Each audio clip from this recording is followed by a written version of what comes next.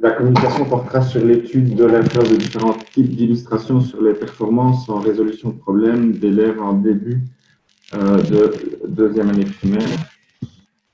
La résolution de problèmes, ça peut paraître simple à la base et en fait, il y a plusieurs études qui ont montré que c'était une tâche qui était relativement ardue pour les élèves, principalement parce qu'il y avait deux obstacles à prendre en compte.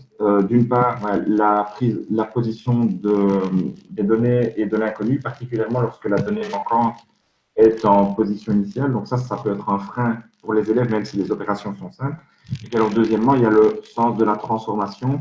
Est-ce que c'est une transformation positive ou négative? Donc ça, c'est des éléments qui doivent être pris en ligne de compte et qui peuvent influencer les élèves et la difficulté que ressentent les élèves. Pour tenter d'y remédier, il y a des chercheurs qui proposent de recourir à l'utilisation d'illustrations. Et donc là, on essaye d'amener un support qui va aider les élèves à identifier la position des données, à identifier l'inconnu, le sens de la transformation. Évidemment, lorsqu'on parle d'illustration, une illustration n'étant pas une autre, il y a toute une série de catégorisations qui peuvent arriver, des décoratives, organisationnelles, informatives.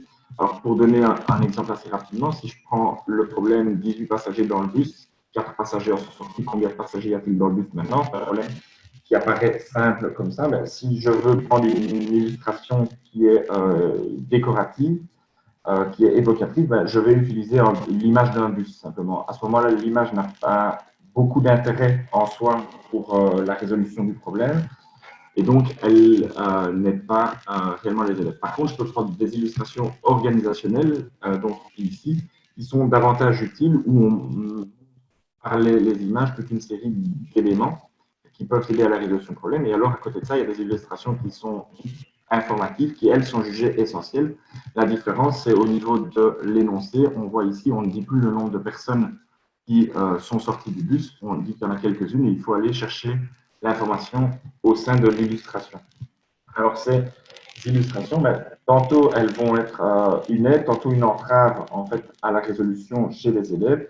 Et les résultats de différentes études ont montré que les illustrations informatives sont difficiles à utiliser par les élèves parce qu'il faut combiner la prise d'information à la fois dans l'image et dans le texte. Alors, en réponse à cette difficulté, il y a des études qui ont proposé d'utiliser des séquences d'images. Donc, ici, on a un peu l'impression d'avoir une bande dessinée, en fait, qui matérialise davantage le sens de la transformation, qui met bien en évidence l'inconnu, et donc qui est supposé aider les élèves à ce niveau-là. Mais à nouveau, dans ce type d'illustration, on a un souci, c'est qu'il faut aller chercher de l'info et dans le pictural et dans le texte des phylactères ici. Et donc, on a toujours cette combinaison texte-illustration, même si le texte est compris au sein de l'illustration proprement parlée. Et donc, les résultats de l'étude sont modérés au niveau de la réussite et assez variables selon l'âge des élèves. Alors, il se pourrait en fait que certaines illustrations, et c'est ce qu'ont montré ici les auteurs, amènent en fait simplement du fait de l'illustration une baisse des taux de réussite. Et donc, ça entrave en fait le processus de résolution d'élèves, probablement par recherche cognitive. Et donc, c'est tant pour les élèves forts que pour les élèves faibles ici, le seul fait d'avoir l'illustration, ça, quand elle est de caractère essentiel et informatif, ça amène une perturbation au niveau du processus de résolution. Donc, au niveau des euh, solutions potentielles des auteurs, donc c'est Van Nisok et Nibidolfi, c'est une étude en 2018, une étude en 2019. Ils ont proposé de combiner l'énoncé audio avec l'illustration pour éviter cette surcharge cognitive en ne devant pas reprendre l'information sur le même canal. Mais alors, il y avait toujours le problème des images statiques, et donc ils sont revenus dans une seconde étude avec des images qui sont en séquence d'images, en fait un peu type BD, donc comme dans l'étude d'Elia, où on voit les différentes situations et la position de l'inconnu, le sens de la transformation. Malheureusement, les résultats qu'eux ont obtenus ne sont pas pleinement satisfaisants par rapport à l'amélioration des performances des élèves. Et c'est ici que nous, on a voulu essayer d'intervenir avec une illustration qui est totalement dynamique, et je vous en donnerai un exemple tout à l'heure, pour davantage encore mettre en évidence les relations qui unissent les données et essayer de voir si le recours à l'outil informatique dans ce cas peut être pertinent pour aider les élèves. Et alors, on va essayer d'analyser l'influence de différents supports illustratifs, donc ce sont des séquences d'images ou des illustrations complètement dynamiques, que l'on combine à l'énoncé audio pour essayer de limiter au maximum la charge cognitive. On a ajouté un petit élément, c'est le recours à la droite numérique pour faciliter les procédures de cryptage et la rédaction des calculs associés. En fait, en référence aux travaux de Techno en 2018, il semblerait que le recours à la droite numérique puisse permettre aux élèves d'être plus à l'aise dans leurs calculs et de faciliter la résolution des calculs. Alors, notre étude, nous l'avons menée en octobre-novembre au grade 2, donc deuxième primaire, donc des enfants de 7-8 ans, de façon à cibler des élèves qui avaient derrière eux une année d'enseignement dans laquelle les opérations additives et soustractives étaient davantage mises en évidence. Et on a plusieurs hypothèses, et ici on va en présenter deux. Donc la première, c'est qu'avec les illustrations dynamiques, on va avoir un effet global qui est supérieur par rapport aux illustrations séquencées, donc par rapport à la réussite. Et la deuxième, c'est que la droite numérique va avoir un effet au niveau de l'écriture du calcul correct, et on va avoir davantage de calculs écrits correctement chez les élèves lorsqu'ils ont le support de la droite numérique que lorsqu'ils ne l'ont pas. D'un point de vue méthodologique, on a travaillé avec 32 classes donc de grade 2 en Fédération Wallonie-Bruxelles, et au sein de ces classes, il y a 8 élèves qui ont été choisis aléatoirement, avec exclusion préalable des élèves qui avaient des troubles d'apprentissage qui étaient reconnus. Et alors, ces 8 élèves par classe ont été répartis en deux groupes de 4 de manière à nouveau aléatoire, donc dans nos deux conditions expérimentales, qui étaient les illustrations dynamiques d'une part et les illustrations en séquence d'images d'autre part. Alors, comme on n'était pas certain d'avoir des élèves, même en les prenant aléatoirement, qui avaient des compétences similaires, on a voulu vérifier préalablement la comparabilité de nos groupes et de nos sous-groupes à l'aide d'un test qui est le Numeracy Screener. Donc, c'est un test qui a été développé par Ausnowsky, Archibald et Ansari en 2018. Et donc, c'est un test qui dure 2 minutes. 1 minute pour les comparaisons symboliques, 1 minute pour les comparaisons non symboliques. Et donc, les élèves ont 56 petites vignettes comme ceci. Et ils doivent barrer le plus grand nombre pour les comparaisons symboliques et puis la plus grande quantité pour les comparaisons symboliques, ce qui permet, à l'aide d'un encodage sur le site, de positionner les élèves par rapport à un continuum de population en fonction de leur âge. Ensuite, les élèves ont résolu 2 séries parallèles de 3 problèmes. Donc, dans la première série, ils avaient un petit patrouille, et puis dans la deuxième, c'était les mignons, c'était pour avoir un contexte un petit peu sympathique. Ce qui compte, c'est que les élèves du sous-groupe A avaient des illustrations de type bande dessinée, donc en séquence d'images. Les élèves du groupe B, des illustrations dynamiques. Et alors, il y avait un parallélisme entre les problèmes de la première série et de la deuxième, où dans la deuxième, on ajoutait le support de la droite numérique au niveau de la résolution. Alors, comme un exemple au milieu de mon discours, voilà une version dynamique, comme ça vous aurez une idée de ce que ça représente. Donc, on pose la situation initiale, on manifeste de manière dynamique la transformation, et on met en évidence l'inconnu. Alors, quand l'inconnu n'est pas en position finale, l'interrogation revient dans le mouvement éventuellement et est rappelée sur la fin pour bien mettre en évidence la donnée recherchée. Au niveau du support de la droite numérique, on avait donc pour la situation, le mignon au départ à 7 bananes, on entoure le 7 et puis alors on lui en donne 5 supplémentaires, et ici on a le mouvement qui est fait avec la flèche pour amener donc la zone et vers la solution à ce niveau-là. Il faut savoir que dans les PowerPoint des élèves, donc dans leur document, c'était vraiment juste pour l'exemple où il y avait les animations qui étaient faites sur la flèche. Pour le reste, ils avaient juste le support de la droite numérique, il n'y avait pas d'animation dessus, donc c'était vraiment à eux d'essayer de s'en servir. Et pour les aider, ben, ils avaient un support papier. Et donc on voit pour la première série de problèmes et pour la seconde, ben, la différence, c'est simplement ce support de la droite numérique sur lequel ils pouvaient faire toutes les manipulations qu'ils désiraient. Donc, les problèmes ont chaque fois été précédés, donc chaque série était précédée d'un exemple. Donc, comme ça, les étudiants pouvaient se familiariser avec le dispositif qui était quand même un petit peu particulier et pouvaient poser des questions. Et alors, ça permettait aux chercheurs de voir si les enfants comprenaient ce que l'on attendait d'eux.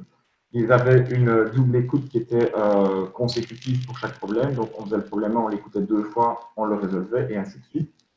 Le scénario évalué au rythme de l'élève, donc c'est l'élève qui devait lui-même pousser sur la barre d'espace de l'ordinateur pour faire évoluer les diapositives, et donc il pouvait laisser un temps de latence s'il le souhaitait pour prendre des notes ou pour réaliser ses démarches dans la zone de travail qui était fournie sur la feuille A4. Et alors après, on lui demandait de reproduire son calcul et de reproduire sa réponse dans des feuilles, dans des zones spécifiques pour nous permettre de les identifier plus facilement par après. Alors, au niveau de la récolte des données, donc, on a récolté l'ensemble des résolutions et des taux de calcul corrects. On les a analysés au niveau donc, des exactitudes du calcul de la réponse et on a fait des comparaisons pour chaque élève, condition par condition, problème par problème, pour essayer d'avoir le maximum d'informations possibles, ce qui nous permet d'arriver au résultat. Et alors là, je vais commencer par le test Numeracy Screener, donc, qui était le test préalable pour vérifier leur capacité. On voit en fait que, à première vue, au niveau des moyennes, en séquentiel dynamique, pour le symbolique, ben, on est très proche. Pour le non symbolique également. Et en fait, quand on analyse statistiquement la chose, ben, en fait, il n'y a pas de différence statistique significative de résultats entre les deux conditions expérimentales. La p-value est assez importante, qui nous permet de considérer nos élèves comme équivalents en termes de capacité pour la suite de nos analyses. Au niveau de la première hypothèse, donc de voir si on avait effectivement un taux de réussite supérieur avec des illustrations dynamiques par rapport aux illustrations séquencées, ben on voit qu'on a des résultats qui sont assez similaires. Donc ici, c'est le pourcentage de problèmes qui ont été correctement résolus. Donc on est à 47,5 en séquencé, à 50,7 en dynamique. La différence est relativement faible et cette différence est statistiquement non significative. Par contre, si on va un tout petit peu plus loin, le temps imparti ne permet pas de faire d'analyse trop en profondeur, mais si on regarde juste problème par problème, il y a une variabilité qui est plus importante. Il y a un résultat qui se dégage des autres, c'est qu'au niveau de la structure A-B égale, eh bien, on a un taux de réussite qui est près de 10% supérieur avec les illustrations dynamiques. Et ce résultat est statistiquement significatif avec une p-value qui est de 0,33. Donc, c'est un résultat qui en soi est intéressant, mais qui potentiellement n'est pas totalement surprenant parce que dans l'illustration dynamique, le mouvement fait apparaître clairement et de manière très explicite la solution pour les problèmes de type A-B égale. Et alors, avec la condition de double écoute, ben, peut-être que ça a joué à ce niveau-là sur le repérage de la solution par les élèves. En ce qui concerne la seconde hypothèse, donc par rapport au taux de calcul correct, on voit d'abord que les taux sont relativement faibles, donc on est à 40% de calcul correct et 43,9% avec la droite, donc c'est quelque chose qui est faible. L'influence de la droite à première vue est relativement faible aussi, puisqu'on n'a que 3% de différence, mais c'est une influence qui est statistiquement significative avec une p-value de 0,0083 ici dans ce cas-ci.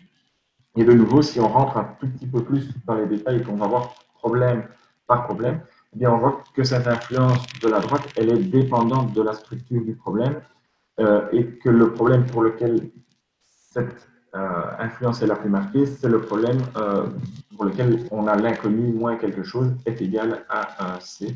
Ici, on a une différence de près de 10%. Et on a aussi une différence qui est statistiquement significative pour cette structure de problème, alors qu'elle ne l'est pas du tout pour les autres. Quoi qu'il en soit, il faut quand même revenir sur ces résultats faibles et se poser la question à ce stade de la scolarité, est-ce normal d'avoir de si faibles résultats en termes de taux de calcul correct et même en termes de réussite au problème, parce qu'on était dans l'ordre des 60%. Et donc là, il y a peut-être un souci au niveau du sens du symbolisme mathématique et de la manière dont les enfants comprennent ce symbolisme. Alors en conclusion, Que retenir? Tout d'abord, les résultats sont insuffisants que pour trancher clairement en faveur d'un support illustratif spécifique, même s'il y avait quelques résultats qui étaient statistiquement intéressants. Ici, on a trop peu d'éléments que pour vraiment trancher définitivement. Par contre, il y a des éléments de réflexion qui sont intéressants et qui conviendraient de soulever. Tout d'abord, l'impact variable selon la structure du problème, on l'a vu à deux niveaux, tant pour la droite que pour l'illustration dynamique, et pas nécessairement pour la même structure de problème. Et donc là, il conviendrait peut-être d'investiguer davantage et de voir si la structure du problème peut être plus facilement impactée par un type d'illustration ou par un autre au niveau des réussites et du calcul. Deuxièmement, retravailler sur le sens du symbolisme mathématique et l'utilisation pédagogique que l'on fait des problèmes. Quel est le sens que les élèves donnent au symbolisme? Quel est le rôle que les enseignants donnent aux situations de problème? Et ici, tant pour les chercheurs que pour les enseignants, c'est potentiellement intéressant de s'interroger sur cet aspect pédagogique de l'utilisation des problèmes. Et puis alors, il y a cette influence différentielle des supports illustratifs aussi qui est à retravailler et à réétudier, puisque en fonction du type d'illustration, on a des résultats qui sont relativement divergents. Et en ce sens, et pour faire un lien avec la première communication, il pourrait peut-être être intéressant d'aller vers une intervention de niveau 2 avec les illustrations, puisqu'elles apportent une aide variable aux élèves, et donc de cibler des petits groupes plus spécifiques d'élèves qui auraient des difficultés et d'utiliser à ce moment-là le support informatisé pour en soutenir la compréhension des élèves au niveau de la résolution de problèmes, donc plutôt sous forme d'étayage, et puis alors progressivement se détacher de ce support pour permettre la construction de schématisation plus personnelles et donc amener les élèves à être capables de résoudre ces problèmes sans le support externe. Et donc là, on serait davantage dans un désépayage. Voilà, je pense